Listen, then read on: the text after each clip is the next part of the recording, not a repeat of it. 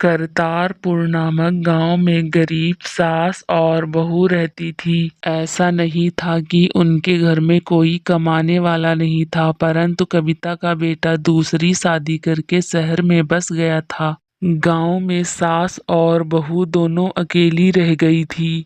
एक दिन कविता की बहू शीतल ने कहा, सासू माँ, नवरात्रि चल रहे हैं। गांव में सभी लोगों ने कुछ न कुछ दान पुण्य कर दिया है और पंचायत के अनुसार इस बार कन्या भोज करवाने की जिम्मेदारी हमारी है। बात तो तुम्हारी ठीक है बहू, पर घर की हालत तुमसे छिपी थोड़ी है। जब से करम जला बेटा हमारे मुंह पर कालिक पोत कर गया है, तब से दाने दाने को मोहताज हो गए हैं हम। परंतु सासू माँ भूलिए मत, पिछले नवरात्रि में आपने स्वयं आगे बढ़कर अगले वर्ष कन्या भोज करवाने की जिम्मेदारी ली थी।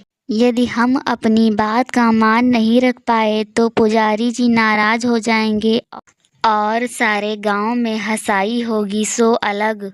अब तो माता रानी ही करेंगी जो करना है। अपनी पेंशन के सारे पैसे लगा दूं तब भी सारे गांव का कन्या भोज नहीं करवा पाऊंगी। इसी चिंता में दोनों सास बहू का दिन निकल जाता है। शाम को कविता घर के आंगन में लगे करेले के पेड़ों की देखभाल करने आई हुई थी।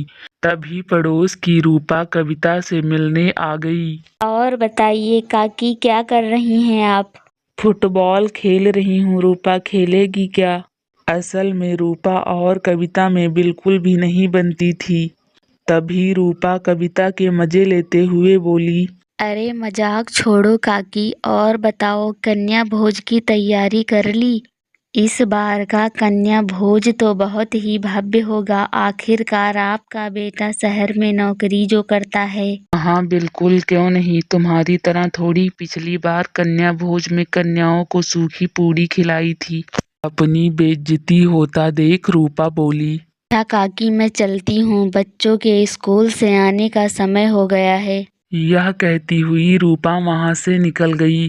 कविता गुस्से से बोली, कल मुई से अपना घर संभलता नहीं, आई थी मेरे मजे लेने। गुस्से से कविता भी घर आ गई और सोफे पर बैठकर बड़बड़ाने लगी। तभी वहां शीतल आ गई।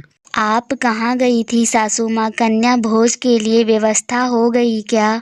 बाहर आंगन तक गई थी मैं करेले के पेड़ों में पानी डालने। अब शीतल गुस्से से बोली, तो ठीक है सासू माँ, बैठी रहिए आप घर पर और डालती रहिए करेले के पेड़ों में पानी।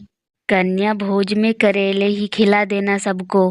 ना काम के ना काज के, फिर भी सारा दिन करेलों की देखभाल करना। शीतल भी गुस्से से बड़बड़ाती हुई वहां से चली जाती है। परंतु कविता को शीतल के गुस्से में कन्या भोज का आइडिया मिल गया था। थोड़ी देर बाद, शीतल बहू, मैंने कन्या भोज करवाने का उपाय सोच लिया है, जिसमें पैसे भी नहीं खर्च होंगे और भोज भी हो जाएगा। सच में सासू माँ, यह तो बहुत अच्छी खबर है। अब आपकी बात भी रह जाएगी और उस रूपा को मजाक उड़ाने का मौका भी नहीं मिलेगा। ठीक है, मैं शाम को जाकर थोड़ा सा सामान ले आऊंगी। शाम को कविता गुड़ और थोड़े से मेवे ले आती है और जोर जोर से शीतल को आवाज देने लगती है, सासू माँ, यह गुड़ और मेवे क्यों लाई हो? क्या बनाने वाले हैं हम बनाएंगे करेले का हलवा। शीतल बुरी तरह चौंक जाती है। सासू माँ, आपकी तबीयत तो ठीक है, हलवा वो भी करेले का? कौन खाएगा करेले का हलवा? सासू माँ, आप हमें गांव से बाहर निकलवाने पर क्यों तुली हुई हैं? गांव वाले धक्के मार कर गांव से बाहर निकाल देंगे हमें। चुप कर तू, पता तुझे कुछ है नहीं। भूल मत, सास हूँ तेरी, जैसा कहती हूँ बस तू करती जा। तुम मेवे काट कर रखो, तब तक मैं आंगन से करेले ले आती हूँ। यह कहकर कविता बाहर चली जाती है। हे माता रानी, आप ही मदद करना हमारी। सासू माँ का साथ देने के अलावा मैं और कुछ नहीं कर सकती। थोड़ी देर में कविता आंगन से करेले लेकर आ जाती है। सासू माँ, कम से कम चीनी तो ले आती, गुड़ में हलवा बनाएंगे तो स्वाद और भी खराब हो जाएगा। अरे कहाँ से ले आती चीनी, गुड़ मिल गया वही बहुत है।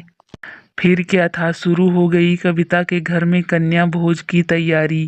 देखते ही देखते सास बहू ने मिलकर करेले का हलवा बनाकर तैयार कर दिया।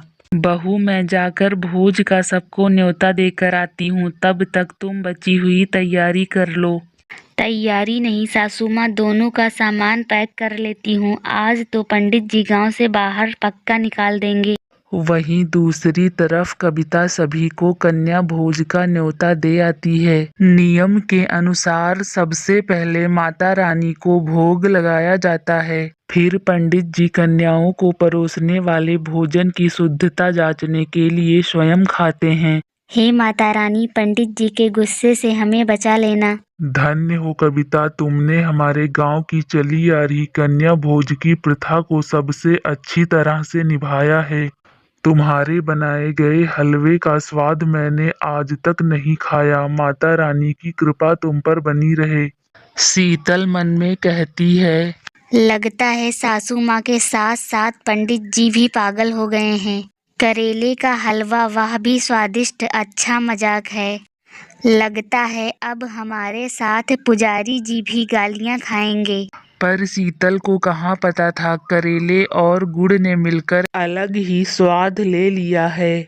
अब तो जो भी हलवा खा रहा था वाह वाह कर रहा था। तभी कविता और शीतल के पास एक आदमी आता है। मेरा नाम रमेश है, मैं शहर में मिठाई का व्यापार करता हूँ। आपके हलवे का स्वाद बहुत ही यूनिक और लाजवाब है। आप मुझे हलवा बनाकर दे दिया करना, बदले में मैं तुम्हें अच्छे खासे पैसे दे दिया करूँगा।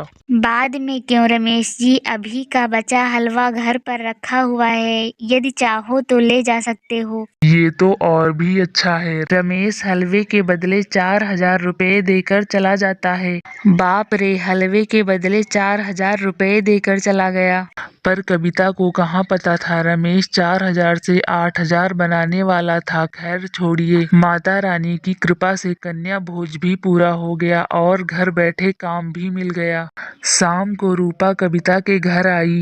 काकी, आपके हलवे का जवाब नहीं, क्या थोड़ा सा और मिल जाएगा? मन भर ही नहीं रहा है। हाँ हाँ, क्यों नहीं, आखिर हमने भोज करवाया है। अब तुम्हारी तरह इतना कम भी नहीं बनवाते हैं कि आधे लोगों के लिए बचे ही नहीं।